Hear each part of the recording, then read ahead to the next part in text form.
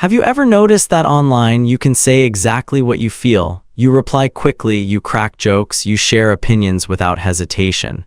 But then in real life, in front of people, you freeze, you overthink every word, you stay quiet when you actually have so much to say.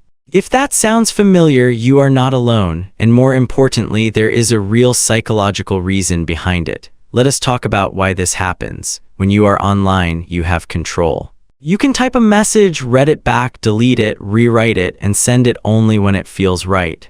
There is no one watching your face while you think. There is no awkward silence. There is no pressure to respond in 2 seconds.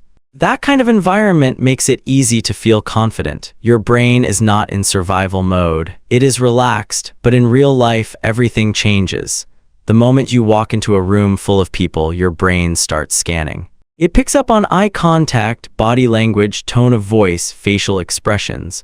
All of that happens at the same time. And for someone who is naturally more sensitive or introverted, this can feel overwhelming very fast. There is actually a name for this. Psychologists call it online disinhibition. It basically means that people tend to behave more openly and honestly online than they do in person.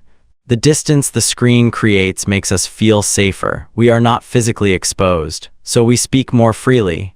Now here is something important to understand. This does not mean you are fake online or broken in real life. It simply means your real self is finding it easier to come out in low-pressure situations. The person who types those confident messages is still you. That voice is real. It just needs the right environment to feel safe enough to show up. But why does real life feel so unsafe? For a lot of people, the answer goes back to past experiences. Maybe you said something and people laughed at you. Maybe you spoke up and were ignored. Maybe you grew up in an environment where being quiet was safer than being seen. Over time, your brain learned that social situations can be risky, and so it stays defensive.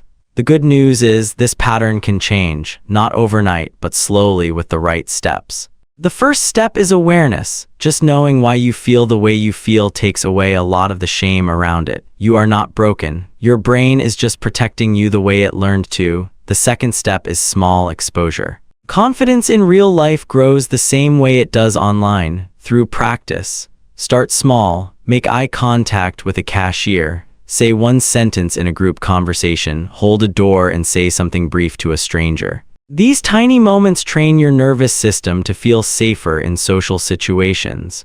The third step is to stop comparing your online self to your offline self like they are enemies. They are both you, one is just more practiced. Think of your online confidence as proof that you have things worth saying. Your job now is to slowly give your real-life self permission to say them too. Here is something worth remembering. Most people in that room are too busy worrying about themselves to judge you as harshly as you think they will. The voice in your head that says everyone is watching and waiting for you to mess up, that voice is not reality. That is anxiety, and anxiety lies. You are allowed to be quiet and still be powerful. You are allowed to take your time. You are allowed to grow at your own pace. The gap between who you are online and who you are in person is not a flaw. It is just unfinished work. And you are already doing it by understanding yourself better. Keep going.